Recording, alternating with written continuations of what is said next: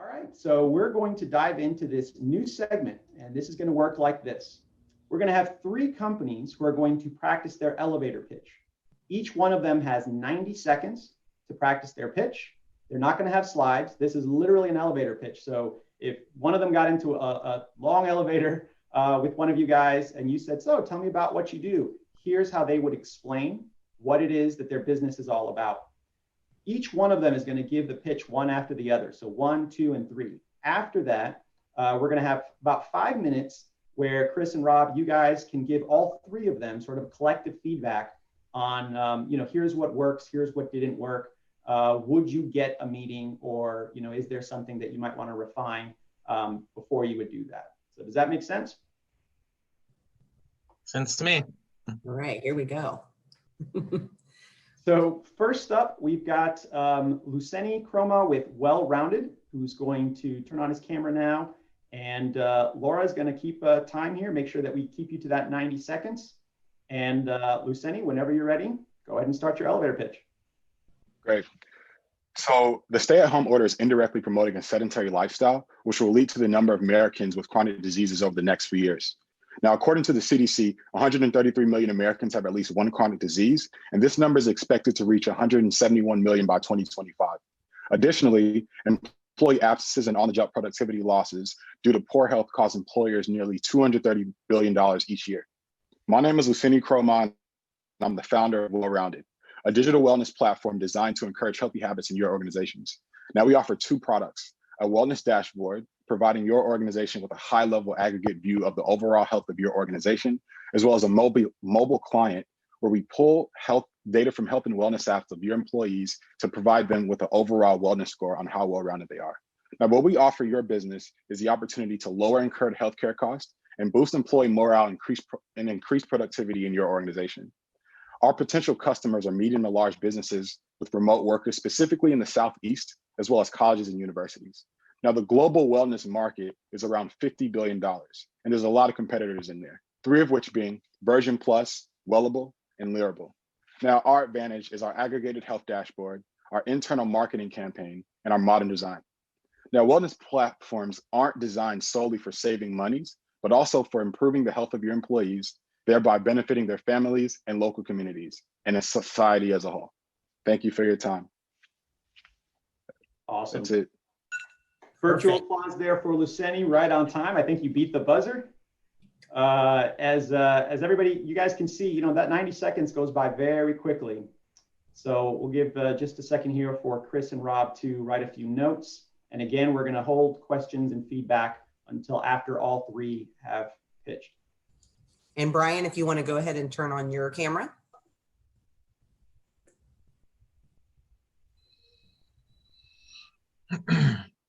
Ready, Juan? Just a second. We're giving just a couple seconds there for Chris and Rob to write any notes or questions that they might have had for Luceni. Cool.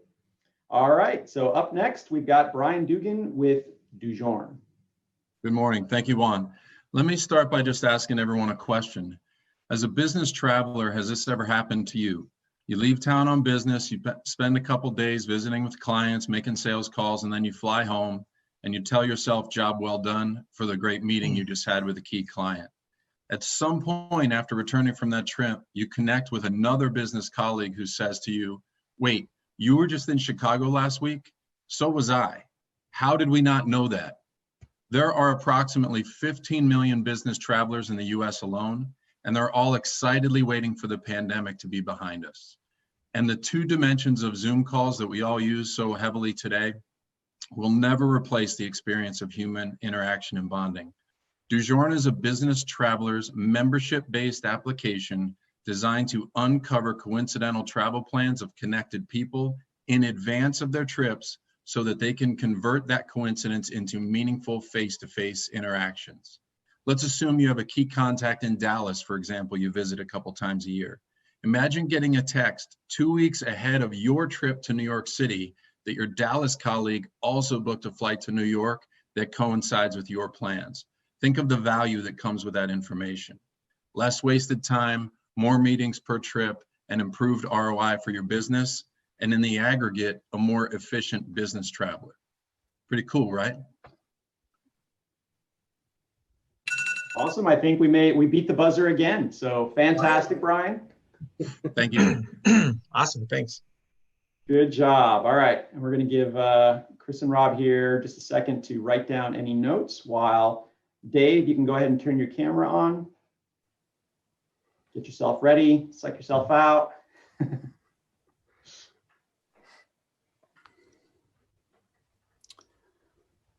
And just a second.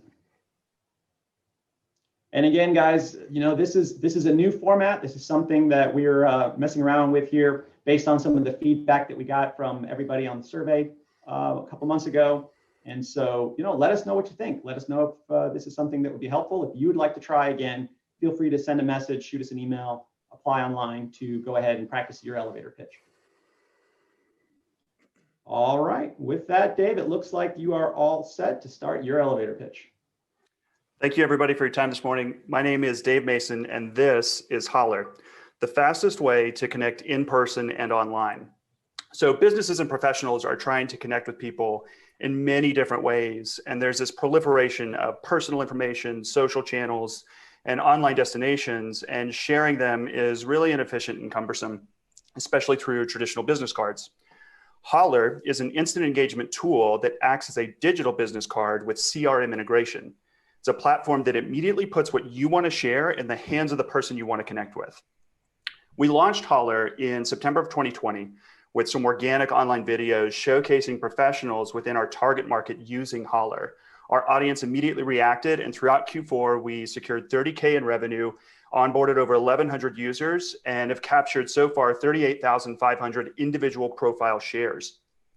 We now have multiple business accounts with multiple users and are developing the roadmap to build the features our customers have already confirmed they're willing to pay for. My co-founder and I have collectively invested $50K in 36 man months and are not taking any salary. Our next step is a friends and family angel round to secure $500K to develop those business features, increase our marketing efforts, and secure working capital. That way we can move towards our goal of becoming a tiered SaaS business. Thank you. Awesome. I love it. All three of you guys got in under the time. That is fantastic. Fantastic. That does not always happen. All right. So with that, Luceni, Brian, Dave, if you want to turn your cameras on, we're going to give Chris and Rob an opportunity there to give you all some feedback, some points, maybe some clarifying questions, and really just see would that pitch get a meeting? Sure. Well, first of all, I mean, good job to everybody. Trying to cram everything into 90 seconds is exceptionally difficult. And I always find that one of the reasons that we do this format, you know, in addition to the other format, is that they are substantively different conversations and different, you know, it's an entirely different pitch. So, you know, one is thanks everyone for participating and kind of going up here and kind of giving a whirl of it. You know, I'll give sort of a general consensus, right? Like, I would say that Dave is the only guy I'd give a meeting to, and let me start by the reason for it. He's the only person that I know what he wants. Like, he just told me he's got an angel round. He's raising $500,000.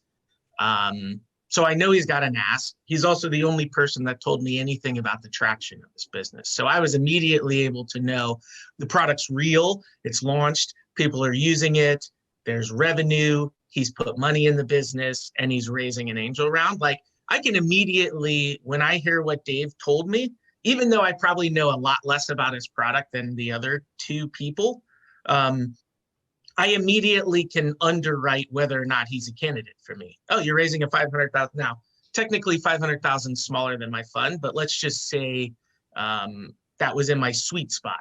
I could immediately know, I could tell Dave in that elevator either, yeah, man, shoot me an email. That sounds interesting. We want to dig in on it. Or I could say 500,000 is too small of a round for us. Why don't you, but I probably would say something to him like, why don't you shoot me an email and I might be able to connect you with some folks that do like an angel round. So I think the one piece of feedback is in 90 seconds, I think I think both, Lucini and Brian, both of you, you tried to frame up the problem statement, right? So like when you have a 10-minute, 15, 30-minute pitch, arguably one of the most important things is to make sure that I fully, like, viscerally understand the problem you're solving. In 90 seconds, I kind of feel like your best bet is to just get to the, like, what's the one-liner of your product? You might be able to read my face as to whether or not I get it instantly, but I feel like with both of you guys, your one-liner, when you got to it, I knew enough about what the business did to make a decision of whether it kind of fit my investment mandate. So I probably could have said like, oh, okay, that's interesting or not. I'd say each one of you spent somewhere between a third or more than a third framing the problem. And I think in response to that is why maybe you didn't get to the ability to tell me about your traction, yourself, or what you're doing. So that's kind of like my high level. I'll let Rob jump in and we can probably get in some more details, but I'm curious to get Rob's sort of 30,000 foot off the cuff view. Yeah, great. Thanks, Chris. Good job, guys. Everybody, was able to stay under that minute and a half, and it does go by quick. So I'm going to take the Charlotte Angel Fund approach. Whenever we have entrepreneurs pitch, we always start with the positives and talk about all the positives about the company, and then we talk about some constructive criticisms. So let me start there, and I'll just go through each one. Lucini, I'm not sure if I'm pronouncing your name right. First and foremost, digital wellness is very important right now. Everybody's thinking about it, so that immediately grabbed my attention. I also like, I call it "Why do we win?" But you had a segment in your pitch where you rattled off 3 points of why you're going to win as a platform. So that was intriguing. Brian, storytelling. I love storytelling. You told a story that I get because I've been that guy traveling to New York, and would love to see some old college buddies while I'm up there. So that immediately grabbed my attention because I can certainly relate to that use case. And then Mason, exactly what Chris said, traction. I think traction is one of the most underrated parts of a pitch. Not only did you tell us dollars, but you told us users. And I think sometimes people get concerned over traction, that they may be pre-revenue, and so they don't want to talk about traction. But traction is more than just revenue. It's number of users. It's the number of beta companies, whatever it may be. So you were able to hone in on that specifically. On some constructive criticism, again, going in the same order, and Lucini, you went really fast. I was having trouble, and I know you were trying to stay under that minute and a half, but I was like, whoa, my head was spinning. And even those 3 points as to why you win, I was trying to write those down real quick, and I only got 2 of them out of the 3 just because it was going by really, really quick. Brian, I'd love to know how you make money. You didn't go into that. Again, I think this is a nice to have tool. For me, it would be a nice to have. The question is how much am I willing to pay for a monthly subscription? If it's $50 a month, I'm probably out. If it's a couple bucks a month, that's okay, $5 a month. That's interesting. I would have loved to have known that. And then Mason, Dave, I admit I cheat before these, and I go out to website and check things out. You were just profiled in Charlotte Inno, so I read the profile a couple of days ago, and I went back and looked at it. I'm a little confused as exactly what the platform is, and so maybe some clarification there. Is it a digital business card, or I think in the Inno article I came away thinking that if I wanted to demo a new MVP website that I've stood up, that I could share that immediately. And maybe it's all of those things combined, but my head's spinning a little bit as to exactly what it was. So let me pause there. And I don't know, maybe we go to the entrepreneurs just for some response to the feedback from both of us. What do you think, Laura? Yeah, let's go ahead and just get a couple quick responses. Yes. Actually, yeah, if we could do if we want to go in the same order, Lucini can go ahead and start off, but try to keep it pretty brief, and then we'll wrap up this segment. But thanks. Yeah, I just want to say thanks for the feedback, everybody. was trying to like condense I think for where I am, sort of structuring the like making sure that the problem is kind of fleshed out is what I've kind of been focusing all of the last few weeks. Also, like I'm early where I'm still in R&D and I'm having to interview wellness directors as well as people who have like people who actually have had these corporate wellness mobile apps. So I don't have traction at the time, which is why I did not bring that up, or a paid customer. I'm still like customer interviews, user testing. As far as me speaking fast, 90 seconds, I try to like trim out as much as possible. But yeah, I'll condense it over time. Let me just do one quick response to that. I think another thing to remember is, one, never be ashamed of where you're at. Everyone starts somewhere. And every day we talk to someone from, I wrote this thing down on a napkin to I've got $1 million or $2 million of revenue. And all of those are great, places to be. I think just helping us frame to know that. But then the second thing is, if the ask isn't for money, like if I know where you're at and what you're trying to accomplish, like I think the other thing is if you get in front of an investor, a good investor will tell you whether they can help you or not, or whether they have time. But if you were to say, hey, I'm looking for intros to people like this, that's another thing we're able to ask or help with. So I think, one, don't be afraid to tell us where you're at, even if it's not what you think we want to hear. And if there are certain asks, even if they're not money, I think just, surface them. And we're usually pretty good at saying whether or not that's something we can help with. Awesome. Yeah, and for me, guys, I appreciate the feedback, all really good stuff. And I can certainly trim back the storytelling piece of it, which I think, to Rob's point, is important just to establish connectivity in people's brains that it's relevant, but can trim that for sure and get into the how do we make money and the ask very, very succinctly and concisely in that short time frame as well. And certainly would do that next time around. So appreciate the feedback for that. Perfect. And then Dave, if you'd like to wrap it up. Sure. I'd actually like to thank both of you for the feedback. And Rob, you really hit the nail on the head with what is Holler. We struggle with that day to day. That's something that we've fought on multiple times, not seditiously, just going back and forth. Like, how do we describe this to someone in a way where they see beyond the use of a digital business card? Because we see it as being more than a digital business card, and we're seeing our users use it more than just a digital business card. We've seen restaurants putting it on tables or at the cash wrap to engage with customers. I mean, there's this layer of interaction that these businesses, not just people to people, but businesses to people, can have. And we don't know, like, what language can we use to better describe that? I think that's a constant struggle for us. Awesome. Thanks, guys. Thanks. Great job for the first time doing that segment. Great job, Lucini, Dave, and Brian. Thank you so much. All right. And again, this is the first time that we try that. Give us your feedback. Let us know in the chat. And we're going to move on to the next segment. But before we do,